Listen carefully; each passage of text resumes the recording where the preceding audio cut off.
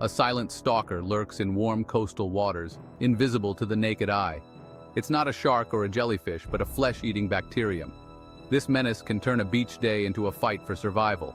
Mild discomfort can escalate to excruciating pain and death within hours. Cases are surging in Japan, leaving health authorities scrambling. It's a wake-up call for global cooperation in the face of such threats. Vibrio vulnificus is a bacterium that thrives in warm, brackish water, particularly during the summer months. It is commonly found in coastal areas worldwide, lurking in seafood, particularly oysters and seawater. While most people exposed to the bacteria experience no ill effects, those with weakened immune systems or underlying health conditions are at a significantly higher risk of developing severe infections.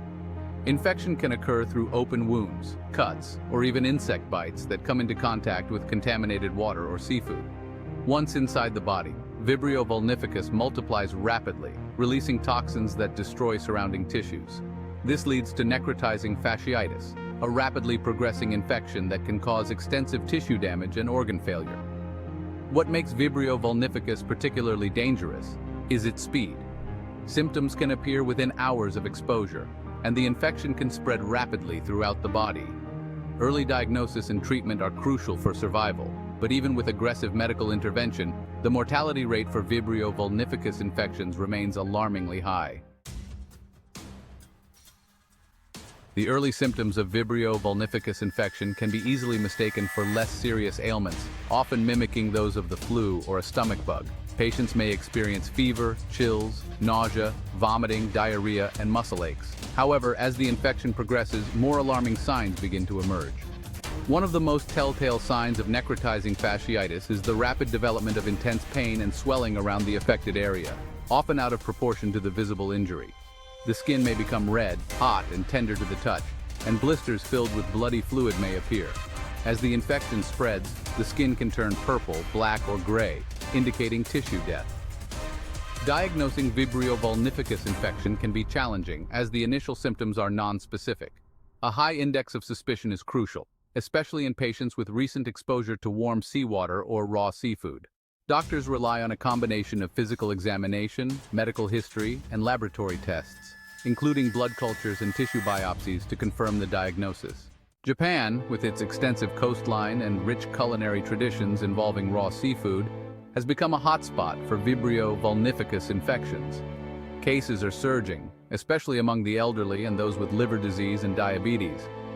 Rising ocean temperatures linked to climate change have created a perfect storm for the bacterium to thrive. The Japanese Ministry of Health has been urging citizens to take precautions, particularly during the summer months. Public awareness campaigns educate people about the risks of consuming raw seafood and swimming in coastal waters with open wounds. Hospitals are on high alert, training medical professionals to recognize and treat infections promptly. While Japan might be experiencing a particularly alarming surge in Vibrio vulnificus infections, it's crucial to remember that this is not an isolated problem. As ocean temperatures continue to rise globally due to climate change, the ideal breeding grounds for Vibrio vulnificus are expanding, putting coastal communities worldwide at increased risk. From the Gulf of Mexico to the Baltic Sea, cases of Vibrio vulnificus infections are being reported with increasing frequency, underscoring the global reach of this emerging health threat. This highlights the interconnectedness of human health and the environment, and the need for a coordinated global response to address the root causes of this and other infectious diseases exacerbated by climate change. International collaboration is essential for sharing information, tracking outbreaks, conducting research, and developing effective prevention and treatment strategies. By working together, we can learn from each other's experiences, pool resources, and mount a more effective defense against this silent stalker lurking in our waters. While the threat posed by Vibrio vulnificus is real and growing, there are steps we can take to protect ourselves. Public education is paramount, raising awareness about the risks of consuming raw seafood and swimming in warm coastal waters with open wounds. For those with compromised immune systems, extra precautions are necessary.